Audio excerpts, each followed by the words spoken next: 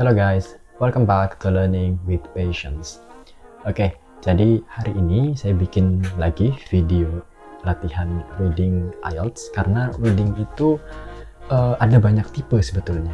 Jadi kayak misalnya gini, kita diberikan soal dan diberikan teks. Jadi kita ngambil informasi dari teks, kita isi soalnya. Atau ada juga soalnya berupa multiple choice ya, pilihan ganda.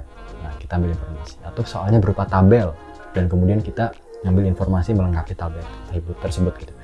Nah, yang kali ini saya bahas di video saya kali ini itu ada yang pertama summary completion, artinya kita ada teks dan ada ringkasan teks.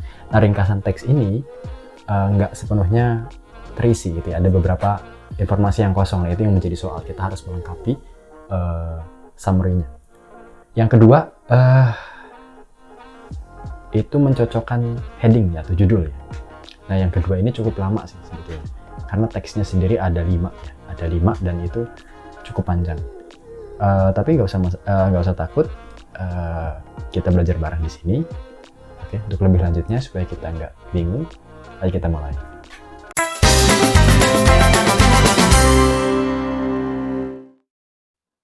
Oke semuanya, kita mulai lagi video hari ini. Jadi masih sama, hari ini akan saya upayakan, saya berbagi bagaimana caranya menjawab soal reading di dalam IELTS ya.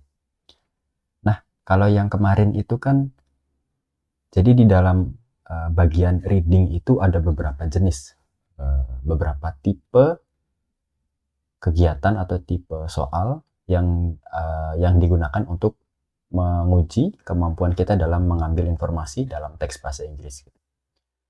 Nah, yang kemarin itu ada pelengkap informasi dalam tabel yang Dung Beetle. Kemudian setelah itu ada yang multiple choice ya, yang tentang subsidi pupuk itu. Nah, yang hari ini namanya summary completion atau kita melengkapi ringkasan. Nah, jadi di sini teksnya itu yang ini, yang sebelah sini. Saya bikin di view-nya langsung 2 halaman. Nah, summary-nya itu yang ini. Jadi seperti yang sudah saya sebutkan kemarin, caranya adalah kita jangan fokus ke teksnya, kita langsung fokus ke soalnya. Oke. Nah, ini questions 1 to 4. Complete the summary using the list of words A to G below. Jadi kita harus milih nih, mana yang kira-kira tepat untuk mengisi ini. Oke, yang pertama. Ini kan judulnya The Importance of Language. The wheel is one invention that has had a major impact on blah blah blah aspects of life. Kita lihat. Berarti roda itu punya impact atau dampak terhadap kehidupan kita. Nah, ini dampaknya dampak apa gitu kan? Kita lihat di sini. Of all mankind's manifold creations, language must take pride of place. Other inventions, the wheel. Nah, ini kita scanning ya. Wheel, agriculture, sliced bread may have transformed our material existence. Material existence. Coba kita lihat, ada nggak material? Oh, ada ini. Di E, berarti ini 1. Oke. But no impact has been as blah blah blah as that of language. Jadi tadi sudah ini material existence. Pak, di bacanya apa ini ya? Of language is what made us human. Compared to language, all other inventions pale in significance, since everything we have ever achieved depends on language and originates from it. Oh, okay.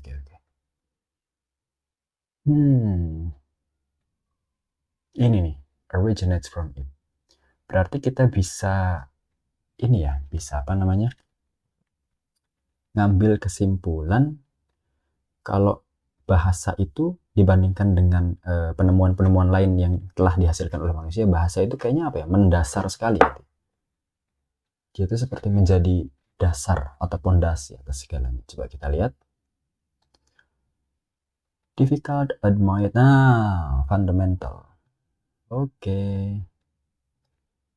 Berarti ini nomor 2. Oke.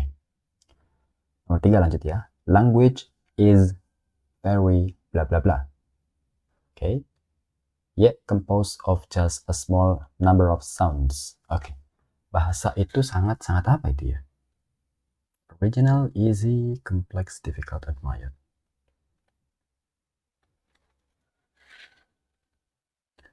But language is foremost not just because it came first. In its own right, it is a tool of extraordinary sophistication, yet based on an idea of ingenious simplicity.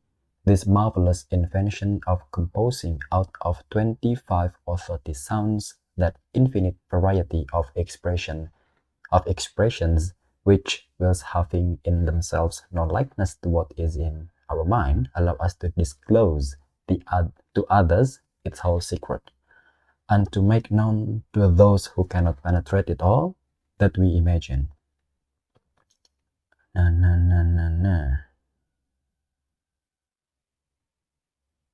Oke, kita lihat language is foremost bukan. Oke, in its own right it is a tool of extraordinary sophistication, ingenious simplicity.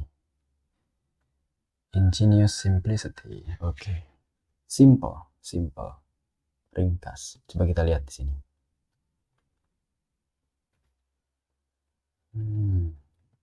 Jadi ini bisa dibilang sangat mudah, sangat ringkas ya.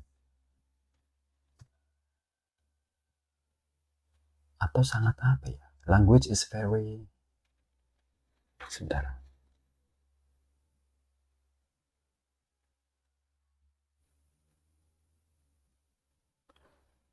It is a tool of extraordinary sophistication. Oh, sorry. Dari kalimatnya di sini ada kata hubung yang menunjukkan adanya kontradiksi. Berarti kalimat yang ada di sini itu berkontradiksi dengan kalimat yang datang setelah koma. Berarti kalau datang yang setelah koma itu dia mengungkapkan kalau sebenarnya bahasa itu hanya tersusun atas sejumlah kecil angka dan suara. Berarti ini kan menandakan kalau bahasa itu sebenarnya simple. Berarti lawan dari kata simple adalah kompleks. Nah, B, coba ya. Oke. Language appears to be blah blah blah to use. However, its sophistication is often overlooked. Nah ini ingenious simplicity berarti easy. Nomor 4. F itu untuk nomor 4. Oke, nah sekarang coba kita lihat jawabannya. Nah ini saya sudah buka kunci jawabannya. Nomor 1 material I, betul. Nomor 2 fundamental G. Oke, nomor 3 kompleks B. Oke, 4 easy. Nah, oke. Nah, jadi ada satu hal juga yang ingin saya sampaikan kayak tadi ya. Ini sama juga, saya juga nggak langsung paham dengan semua kata-kata yang ada di sini. Banyak juga kata-kata yang saya nggak pahami, ungkapan-ungkapan yang nggak saya pahami gitu di sini ya. Tapi memang pengetahuan umum bahasa Inggris kita bisa membantu. Seperti contohnya tadi yang di sini, di nomor 3 ini. Language is very bla bla bla, yet composed of just a small number of sounds. Tadi kan awalnya saya sempat salah nih, menggarisbawahi ingenious simplicity. Jadi tadi saya nggak mau nulis mudah. Tadinya easy itu mau saya tulis di nomor 3. Tapi ternyata setelah dicermati lagi, setelah ini kan, setelah koma ini ada kata hubung yet itu menunjukkan adanya kontradiksi. Jadi apa yang tertulis di kalimat sebelum yet itu dengan yang datang setelah yet artinya dua hal yang bertolak belakang. Nah, sementara yang datang setelah yet itu ini artinya kan tersusun dari sejumlah kecil angka dan suara. Ini menandakan kalau bahasa itu sebetulnya adalah simple. Berarti kalimat yang ngisi ini adalah lawan dari simple, yaitu ya kompleks. Nah, ini. Jadi begitu salah satu caranya untuk menjawab soal-soal IELTS. Oke, ini sudah selesai ya. Sekarang kita lanjut ke soal kedua. Oke teman-teman, ini yang kedua ya. Tadi melengkapi apa namanya, ringkasan, summary completion. Nah di sini ada juga yang namanya matching headings. Nah ini artinya kita mencocokkan judul. Di sini headingsnya ada sini, ada 1, 2, 3, 4, 5 sampai 8. Di sini ada 8. Dan ternyata cara jawabnya itu kayak gini loh teman-teman. Kita section A itu headingsnya cocoknya sama yang mana. Ini contohnya gini, misalnya section B contohnya cocoknya sama yang 1 gitu ya. Berarti di sini kita punya berapa soal nih ya? Cukup banyak nih. The physics of traffic behavior. A, B, C, D, E. 5 ya? 5. Oke. Coba ya kita mulai. Ini dibikin 1 aja kalau gitu. Nggak usah, bikin 2 nggak apa-apa deh. Oke. Jadi kita harus bisa ngambil apa ya namanya, gagasan utamanya dari setiap kalimat. Kita harus bisa nangkep gagasan utamanya dari sebuah kalimat. Oke. Yang pertama, some years ago, when several theoretical physicists principally, nah saya nggak tahu nih cara baca namanya gimana nih, began publishing papers on traffic flow in publications normally read by traffic engineers.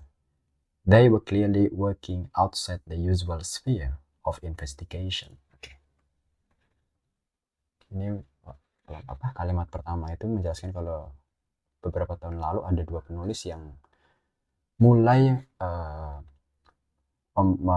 membuat publikasi di luar bidang mereka gitu ya, di luar bidang observasi mereka. They had noticed that if they simulated the movement of vehicles on a highway using the equations that describe how the molecules of a gas move, some very strange results emerged. Of course, vehicles do not behave exactly like gas molecules. For example, drivers try to avoid collisions by slowing down when they get too near another vehicle, whereas gas molecules have no such concern. Oh, ini berarti kalau dari sini bisa kita tarik kesimpulan cepat ya. Ini menunjukkan kalau adanya penerapan aplikasi dari satu ilmu untuk bidang yang lain gitu ya. Oke. Ya, jadi ternyata dari kalimat ini dijelaskan, however, the physicists modified the equations to take the differences into account and the overall description. Artinya para fisikawan mengubah persamaannya itu untuk memperhitungkan beberapa perbedaan yang ada. Oke. Nomor 1, coba cari. Dramatic effects can result, bukan. How a math experiment actually reduce traffic congestion, juga bukan. How a concept from one field of study. Ini nih nomor 3, ini 3 ya berarti ya. Ini berarti ini A. Oke, ini A. Oke, lanjut. Though a decidedly unsettling discovery, this showed striking similarities to the phenomena popularized as chaos theory. This theory has arisen from the understanding that in any complex interacting system which is made of many parts, each part affects the others. Consequently, tiny variations in one part of a complex system can grow in huge but unpredictable ways. This type of dramatic change from one state to another is similar to what happens when a chemical substance changes from a vapor to a liquid. Okay.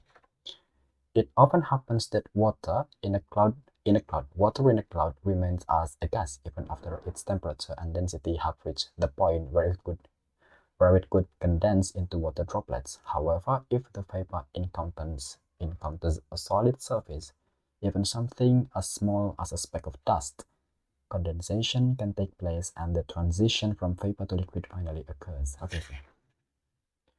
Helbing and Turner see traffic as a complex interacting system. Okay. They found that a small fluctuation in traffic density can act as the speck of dust, causing a sudden change from freely moving traffic to synchronized traffic when vehicles in all lanes abruptly slow down and start moving at the same speed, making passing impossible. Oke. Ini kayaknya gagasan utamanya ada di akhir kayaknya ini. Helping and see traffic. Oke, mereka melihat kalau trafik lalu lintas itu seperti sebuah sistem kompleks yang saling berinteraksi. Oke, fluktuasi yang kecil bisa berperan seperti sebuah speck of dust causing a sudden change. Jadi perubahan bisa terjadi karena ada hal yang kecil ya. Kita lihat. Dramatic effects can result from small changes in traffic, just as in nature. Ini B, oke ini B ya. Ini saya juga baru baca loh teman-teman. Jadi nggak tahu benar atau enggak ya. Kita cek di akhir. The physicists have challenged proposals to set a maximum capacity for vehicles on highways. They argue that it may not be enough simply to limit the rate at which vehicles are allowed to enter a highway. Rather, it may be necessary to time each vehicle's entry onto a highway precisely to coincide with the temporary drop in the density of vehicles along the road. Okay. The aim of doing this would be to smooth out any possible fluctuations in the road conditions that can trigger a change in traffic behavior and result in congestion. They further suggest that preventing breakdowns in the flow of traffic would ultimately require implementing the radical idea that has been suggested from time to time, directly regulating the speed and spacing of individual cars along a highway with central computers and sensors that communicate with each car's engine and brake controls. Dia ngetes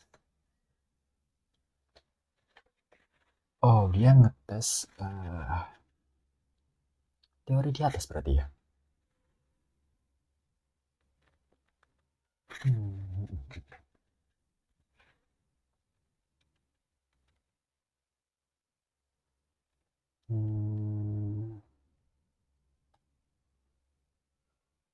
Ini kayaknya.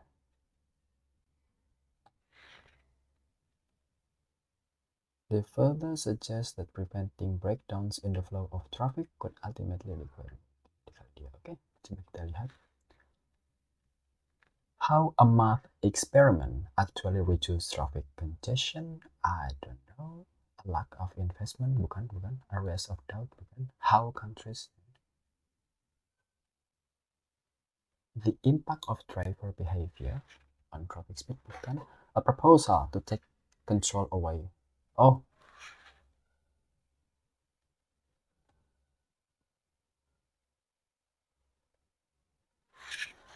The aim of doing this would be to smooth out any possible fluctuations in the road conditions that can trigger a change.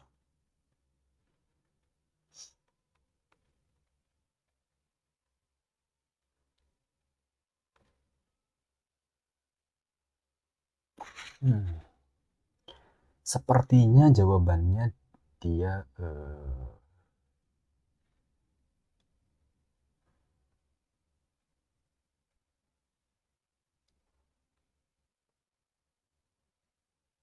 sepertinya jawabannya yang 8. Tapi kita ini dulu aja ya. Kita nanti balik lagi ke sini. Ini untuk sementara kita tulis C di nomor 8. Oke. D ya. However, research into traffic control is generally centered in civil engineering departments, and here the theories of the physicists have been greeted with some skepticism. Civil engineers favor a practical approach to problems and believe traffic congestion is the result of poor road construction. 2 lanes becoming 1 lane, or dangerous curves, which constricts the flow of traffic. Engineers questioned how well the physicists theoretical results relate to traffic in the real world. Indeed, some engineering researchers questioned whether elaborate chaos theory interpretation are needed at all.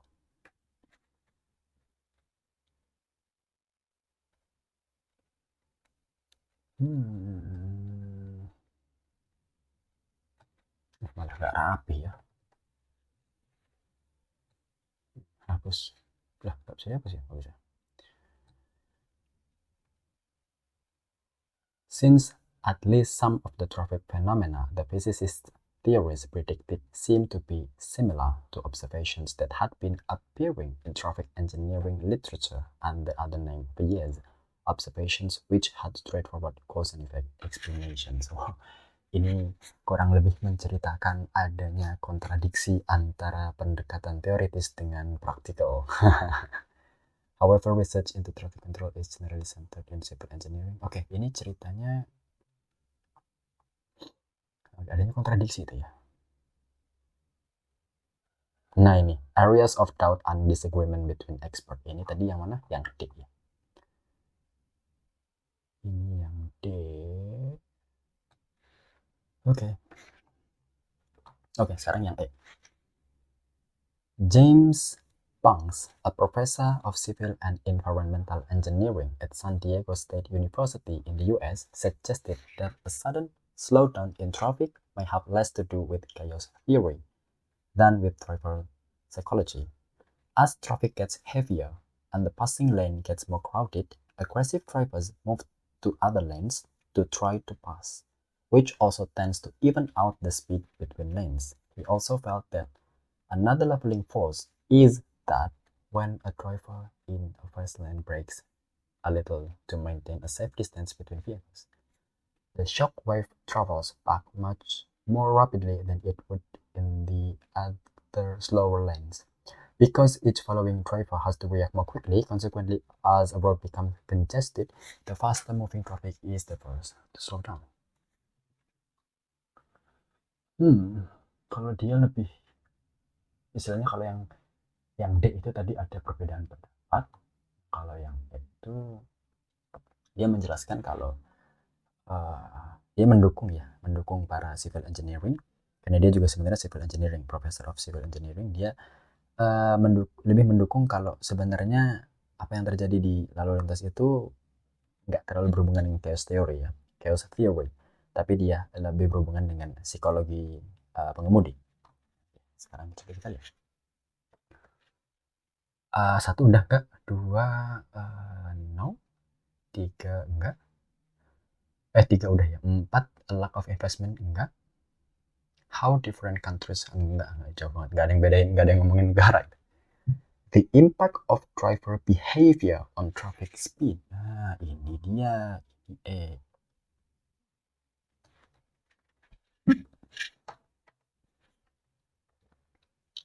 Oke. Nah sekarang coba kita cek.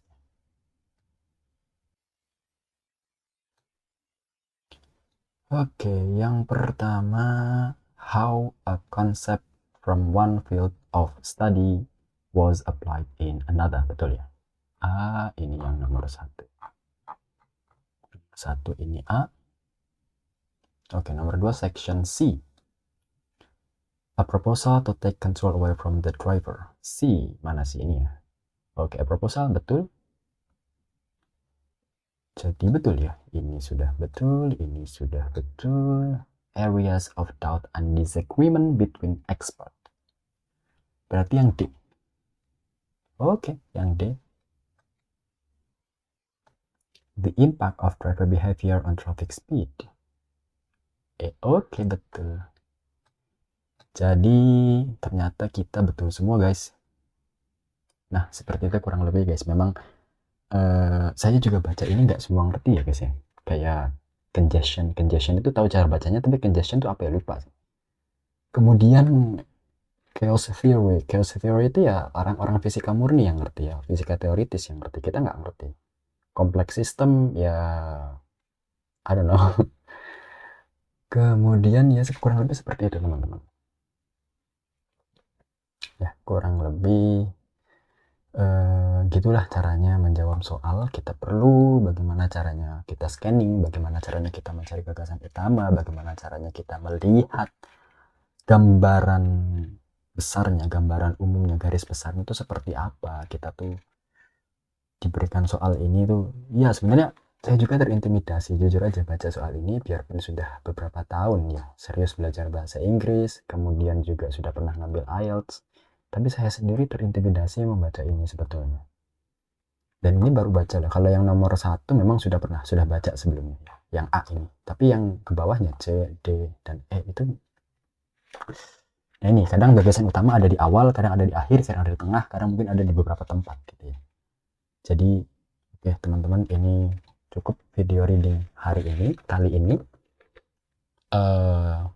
Semangat yang sedang mengusahakan untuk bisa ngambil IELTS akademik.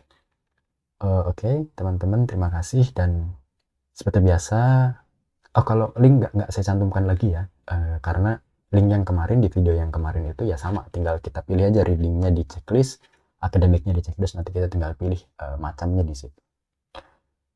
Oke, terima kasih semuanya, semangat, bye.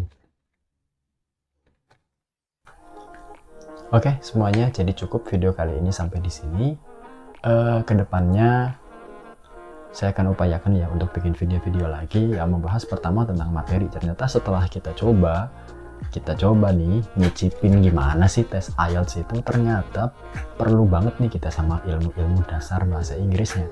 Jadi kalau kita langsung loncat, kita langsung ngambil tes IELTS, itu akan sangat membingungkan gitu ya. Jadi kita perlu juga.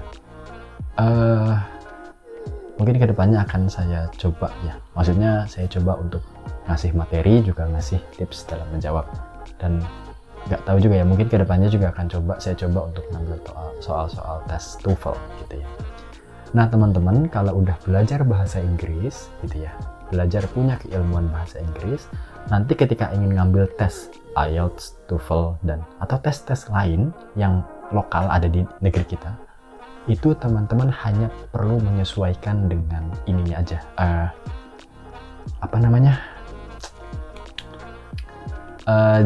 jenisnya, karena tiap organisasi itu kan pasti dia punya istilahnya suasana tes yang berbeda gitu ya. Ternyata misalnya reading di IELTS sama di TOEFL itu berbeda nih. Kalau di TOEFL nggak terlalu, misal gitu, ini contohnya, misal jangan IELTS dan TOEFL deh, misalnya di lembaga A itu nggak terlalu repot, nggak terlalu ribet, kita cuma tinggal nyocok-nyocokin aja kata kalimat-kalimat, atau kita tinggal ngisi multiple choice aja. Ternyata di lembaga B itu kita harus nulis pakai tangan. Nah itu kita hanya harus itu aja, kita harus istilahnya beradaptasi dengan perbedaan tipe-tipe ujiannya aja gitu. Tapi materinya ya sama, semua bahasa Inggris gitu kan. Nggak mungkin tuh tes bahasa Inggris kita suruh ngisi kanji, nggak mungkin. Bahasa Inggris kita harus ngisi pakai aksara Jawa ya beda lah ceritanya. Kalau tesnya bahasa Jawa ya aksara Jawa, tesnya bahasa Jepang ya kanji gitu ya. Jadi teman-teman gak usah khawatir kalau memang sudah pernah belajar bahasa Inggris, sekarang pengen ngambil TOEFL, ya paling cuma butuh 1 bulan lah atau 2-3 minggu, cuma hanya untuk beradaptasi dengan jenis tesnya aja gitu. Gak usah khawatir. Jadi teman-teman yang udah belajar banget buat TOEFL, pengen pindah banting setir ambil IELTS, atau sebaliknya udah belajar IELTS pengen banting setir TOEFL, tuh nggak usah ngerasa kayak saya tuh dari nol lagi. Enggak teman-teman, enggak. Udah pokoknya udah belajar bahasa Inggris, udah ngerti bahasa Inggris, udah kesananya gampang kayak gitu aja gitu ya. Kita cuma paling butuh 1-2 minggu lah buat adaptasi sama tesnya tuh kayak apa sih gitu kan. Udah gitu ya, sama-sama aja. Saya juga kalau saya ngambil IELTS nih, kalau sekarang suruh ambil TOEFL juga saya berani, asal ada yang bayarin aja gitu. Oke. Terima kasih teman-teman udah nonton. Thank you guys so much for watching. Hope you guys enjoy my video. Dan teman-teman untuk yang mau mendukung keberlangsungan channel ini, saya punya link di deskripsi, coba dicek ya. Oke, terima kasih, bye.